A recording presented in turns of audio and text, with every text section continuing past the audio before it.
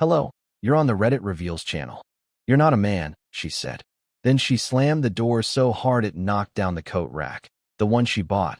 The one she said made the apartment feel like a real home. I didn't pick it up. I left it there for 5 weeks. Every time I stepped over it, I'd whisper to myself, "You're not a man." Like it was a spell I had to break by repeating it enough times. I never got the chance. Because 5 weeks later, she walked into the same dinner party as me, pretending I didn't exist, until she realized where she was sitting. She'd RSVP'd late. Beck, the host, didn't know. Or maybe he did, and he thought forcing civility was a cute experiment. She showed up dressed like she was auditioning for someone richer, arm in arm with a guy who looked like he doesn't wait in line for anything. And then she saw me. Not across the room. Not from a distance. Right next to the chair with her name on it. She froze, then smiled. That fake, over-polished smile she used at my mother's funeral when she asked where the drinks were. I didn't move. I just watched her.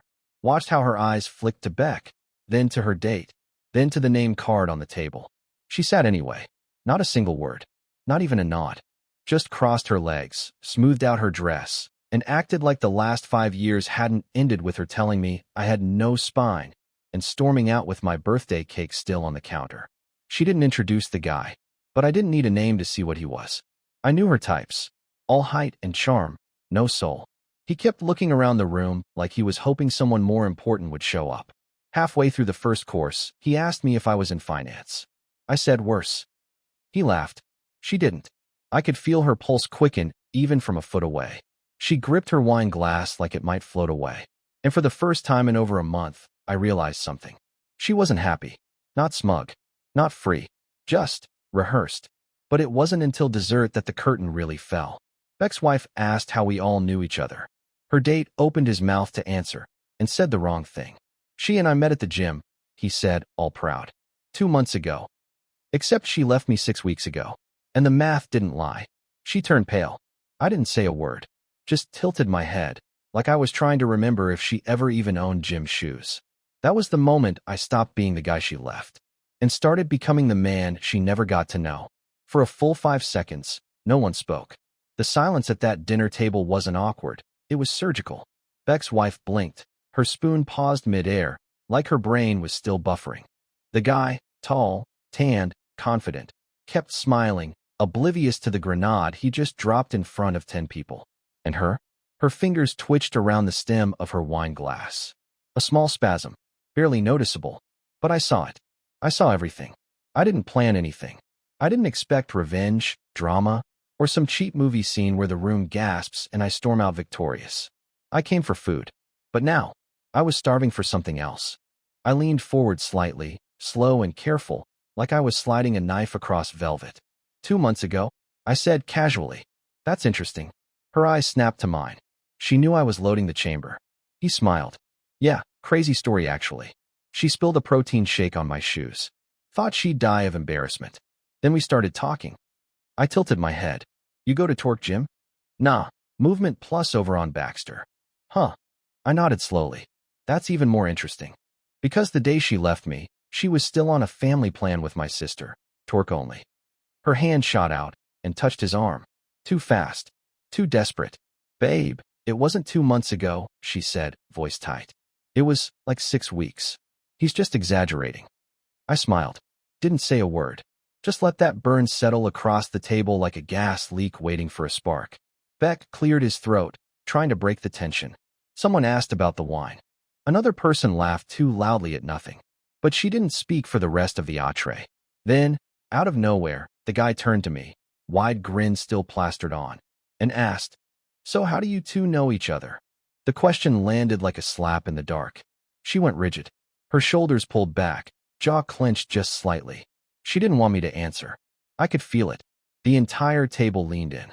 I took a sip of my drink first. Not to stall, just to make her wait. Then I looked him dead in the eye and said, "We used to share a toothbrush." He blinked. "Oh, like roommates?" She closed her eyes. I didn't look at her. "Yeah," I said. "Let's call it that." Someone coughed. The silence that followed was dense, not dramatic, but confused. Her date didn't understand. He smiled politely and turned away. But she did. She understood all of it.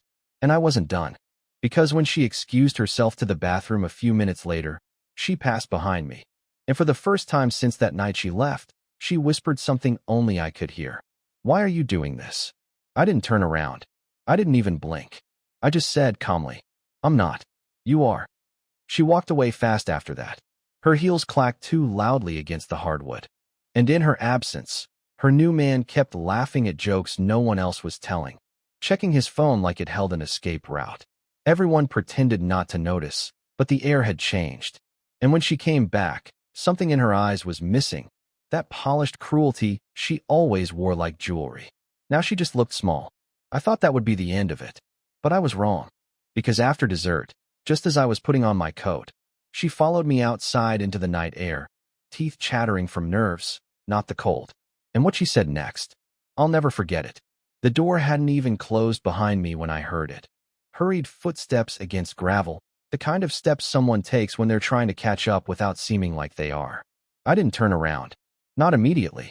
I wanted her to be the one to speak first, to be the one who needed the words more than I did.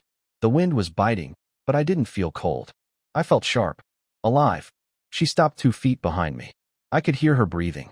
Not heavy, not gasping, but shallow, clipped, like someone holding back a scream inside their lungs.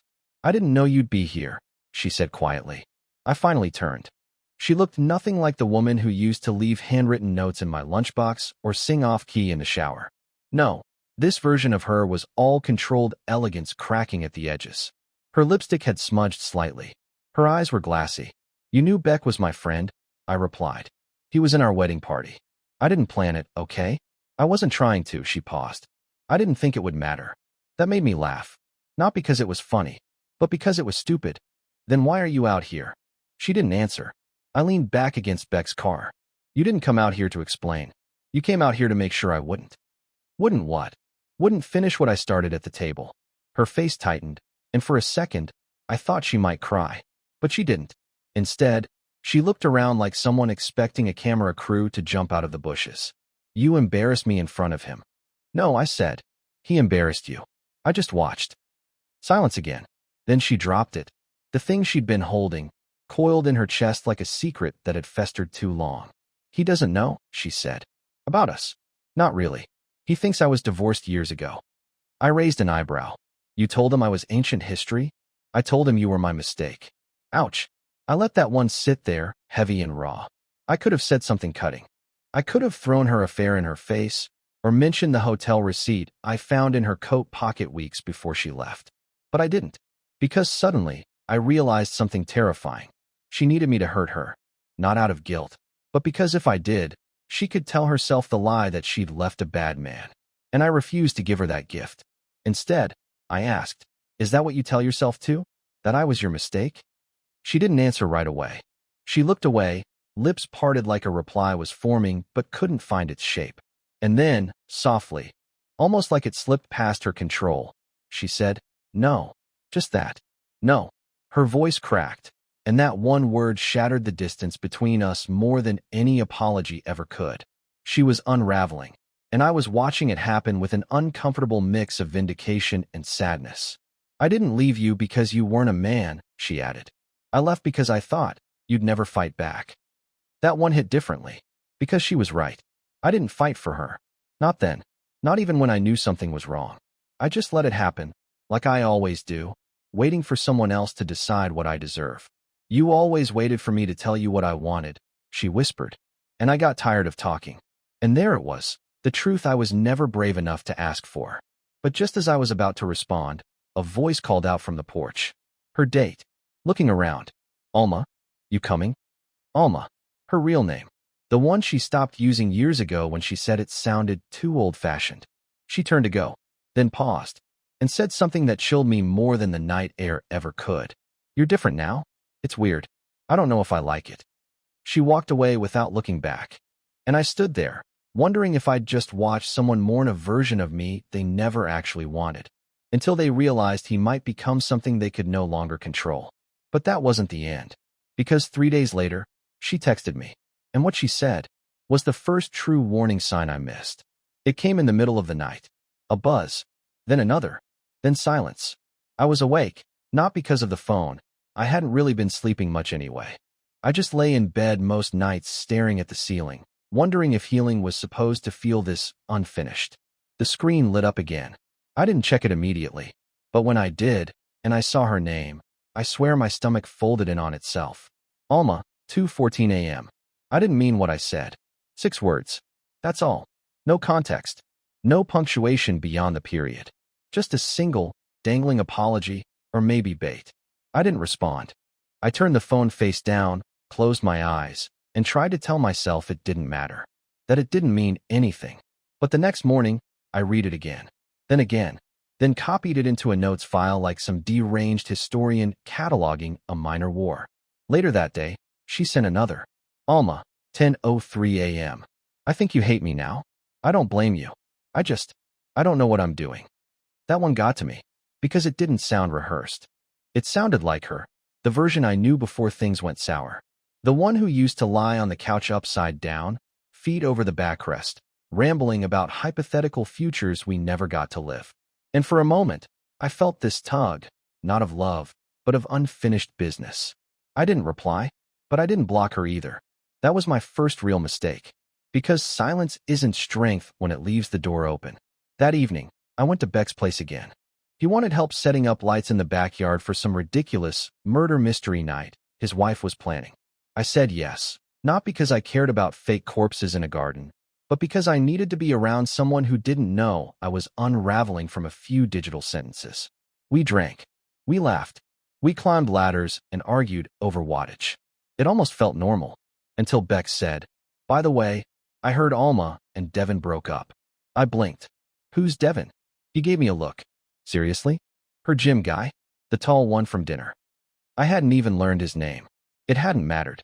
But now, the name sounded important, like a clue dropped too early in a bad detective novel. I tried to act casual. "Oh, yeah? What happened?" Beck shrugged. Apparently, he found out she was still legally married. I nearly dropped the wrench I was holding. That night, I stared at her last text again. I don't know what I'm doing. Now I understood. She hadn't been messaging me out of guilt or closure. She was spiraling, and I was her parachute. A day passed. Then 2. Then came the voicemail. She never used to leave voicemails. Said it made her feel ancient. But now, there it was. 47 seconds of her voice, shaky, slower than usual, like she was afraid I'd already hit delete before it ended. I know I shouldn't be calling. I didn't think it would hit me this hard. I thought I wanted something new, but everything feels, I don't know, wrong. You don't have to respond. I just needed to say it. I didn't listen to it again. I didn't need to. Because 12 minutes later, she sent one more message. Alma, 5:42 p.m. Can we meet? 3 words. A cliff edge. I stared at them for a long time.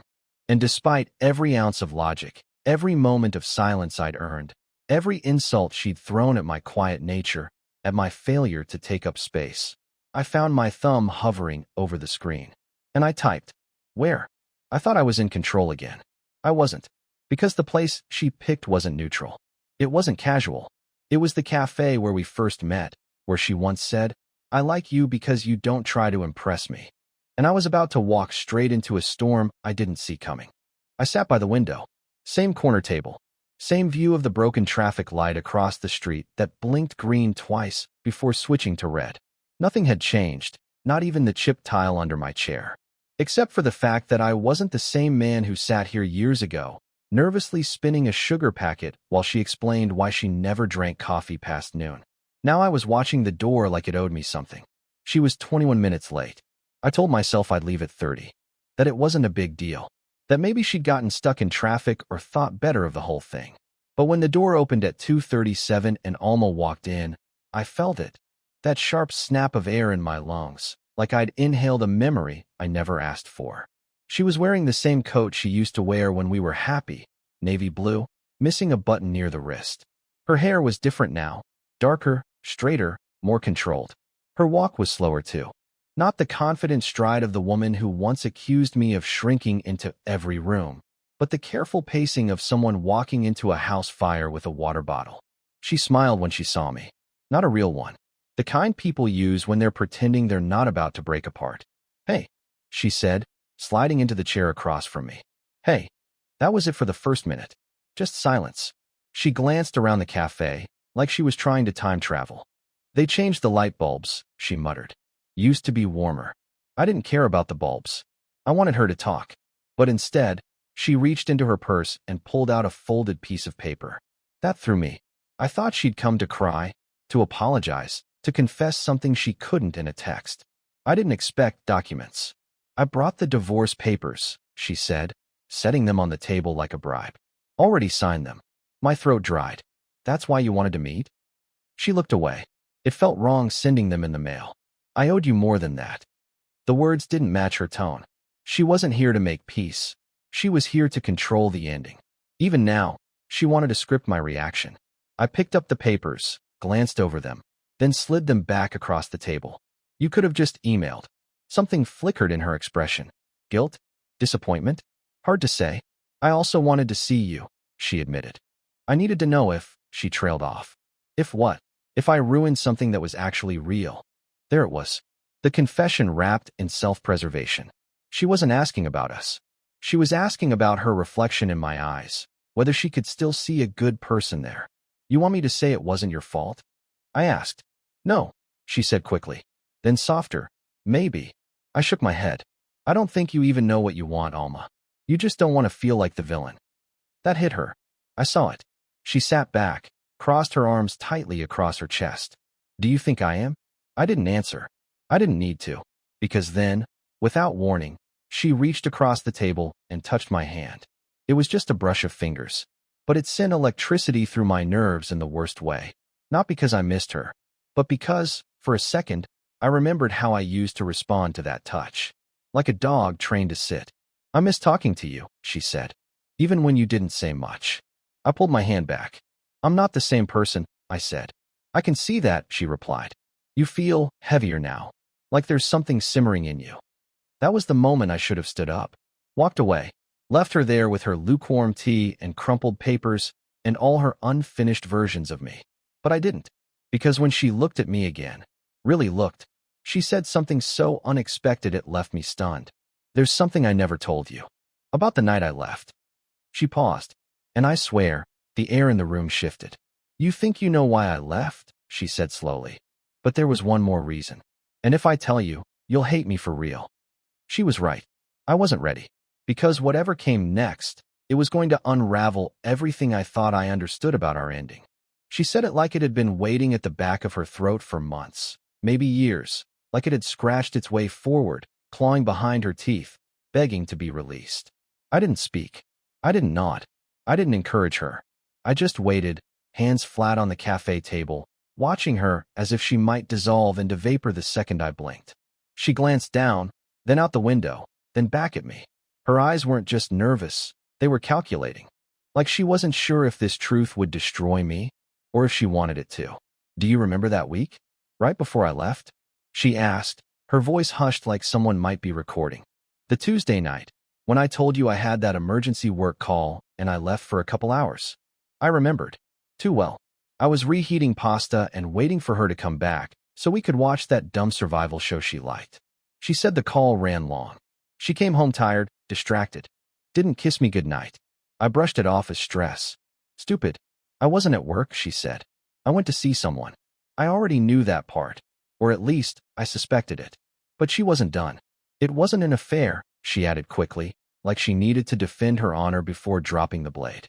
Not in the traditional sense. I didn't sleep with him. I just needed to talk to someone. Someone who knew you. Who could help me make a decision. That stopped me cold. Who? She hesitated, then looked me straight in the eye and said a name I hadn't heard in years. Theo. I felt something inside me snap. Theo was my former best friend. My college roommate. The guy who'd helped me move apartments, lent me money once, cried with me when my dad died. We hadn't spoken in 3 years, ever since a falling out over something so minor I can't even remember the cause, just the bitterness that lingered. And now, Alma was telling me she'd sought him out, behind my back, like he was some missing piece of my story she needed to consult before walking away. You talked to him about me? I said, struggling to keep my voice steady. Why? She leaned forward, elbows on the table, eyes wide and desperate. Because you never talked to me, Noelle. Not really. You were always so careful. So passive. You never let me see what you really felt. I needed someone who'd seen you raw, who knew who you were before you became this silent version of yourself. I thought maybe Theo could help me understand if you'd always been like this, or if I'd made you that way. My jaw clenched. So you held a secret little intervention about my personality? She winced. It wasn't like that. It sure as hell sounds like that. I was confused, she said.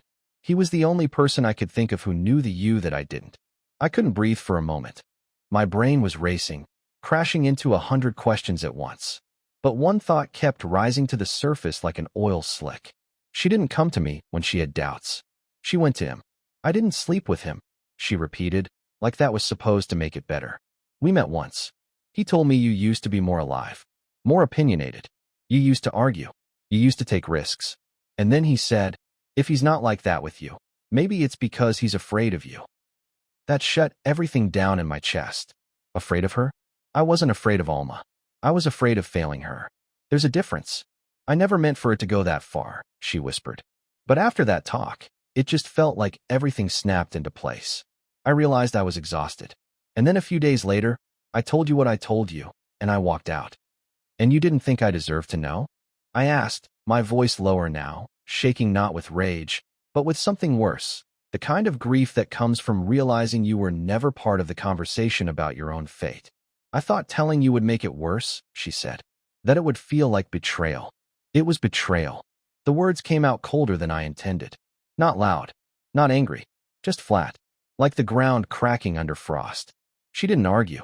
She nodded, slowly, as if she'd been carrying this moment in her mind all along and was finally letting it happen.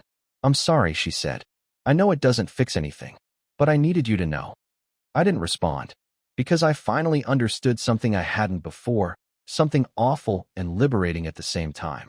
I had spent our whole relationship thinking I was the ghost, but it turns out she was the one haunting me.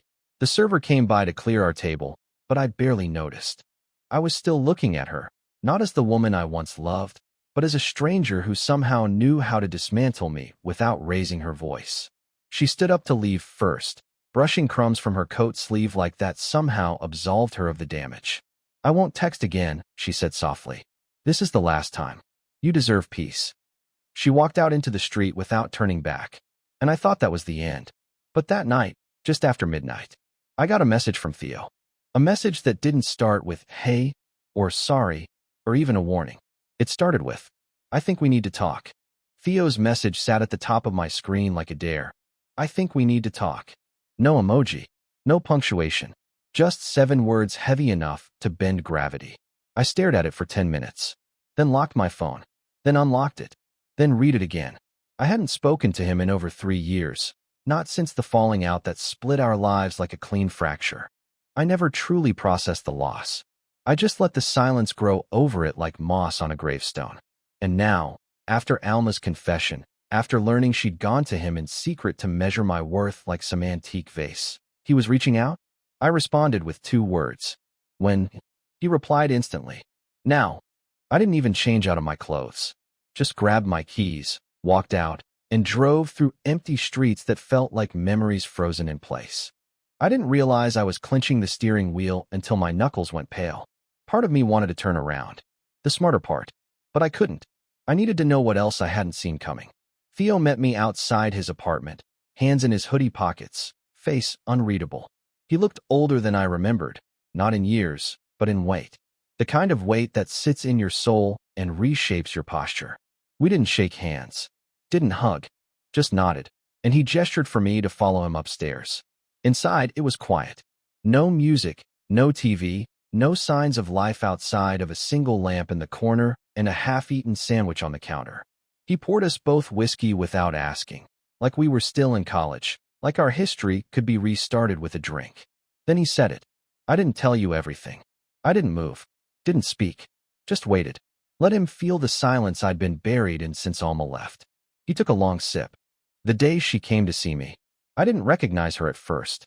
She'd changed, looked tired, wound up. She said she needed to ask me something about you. I told her to leave, told her it wasn't my place. I raised an eyebrow. Did she? He hesitated. No. He looked down at the floor, like he couldn't stand to see the impact of his next words. She told me she was scared, he said. Not of you. Of herself. She said she didn't know who she was anymore around you. That you made her feel invisible, not because you ignored her, but because you saw through her, saw parts of her she didn't want to admit were real. I flinched. That's a hell of a thing to say to an ex-friend. I didn't believe her, he said quickly. But I listened. He set his glass down with a thud. And then she kissed me. The room went silent. I felt my pulse in my teeth. My hands. My chest. He didn't let the silence stretch too far. I stopped it, he said. Immediately. I pushed her away. Told her to leave. And she did. But I didn't tell you, because I didn't want to destroy you. I laughed. It was short. Bitter. You mean you didn't want me to hate you? That too, he admitted. But mostly, I didn't know if I'd imagined the whole thing. I was so caught off guard. I didn't tell anyone. I thought maybe it was just Alma being Alma, dramatic, impulsive. And then when you told me she left you, I couldn't say it. You let me grieve a woman who betrayed me and never gave me the full story, I said slowly, barely keeping my voice level. I thought you were better off not knowing. I stood up, pacing now, my breath coming faster. So let me get this straight, I said, trying to piece it together. She confided in you. You told her I wasn't the man she remembered. She kissed you. You didn't tell me. And then she left me. It wasn't planned, he said. It wasn't coordinated. It doesn't matter, I snapped. You became the echo she needed to justify walking away. You gave her the version of me she wanted, the weak one, the one who never fights. Theo looked like he'd been slapped. But he didn't argue. Because it was true. For a long moment, neither of us spoke. The weight of everything hung between us like fog. Old friendship. Broken trust. The woman who'd threaded herself through both of us like a needle pulling skin closed, and now tearing it wide open again. Then he said the quietest thing he'd said all night. She wasn't asking if she should leave you. She was asking if I would catch her if she did. I felt like the floor dropped under me. It wasn't about me. It had never been about me. Alma hadn't just left because I'd failed her. She'd left because she thought someone else might be waiting. And when he didn't take her hand, she punished us both. I left Theo's apartment without another word. The air outside was sharp and clean and merciless. I stood in the parking lot for a full 5 minutes, hands in fists, eyes burning. Then I checked my phone. One new message. Alma, 12:51 a.m. Did he tell you? I didn't respond right away. Her message, did he tell you? Pulsed on my screen like a challenge wrapped in guilt. And for a moment, I thought about all the ways I could reply. I could rage. I could guilt trip her.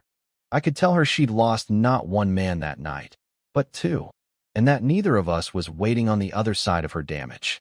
But I didn't type anything, because something had shifted, not just in how I saw her, but in how I saw myself. All this time, I thought closure was a weapon, something sharp you stabbed into the heart of someone who hurt you. But standing in the cold outside Theo's apartment, I realized that wasn't true. Real closure was walking away without needing to be understood. The next morning, I woke up early, earlier than I had in weeks. The air in my apartment felt different, still, but not heavy. I made coffee. Real coffee, not the instant kind I'd been drinking out of laziness. I played music I hadn't touched since before the breakup. I didn't cry. I didn't pace. I just existed. And that felt like a miracle. Later that afternoon, I wrote a letter. Not to Alma. To myself. I wrote down every lie I believed during our marriage. Every compromise I made that chipped away at who I was. Every time I swallowed a thought just to keep her happy. I burned it in the sink. It wasn't poetic.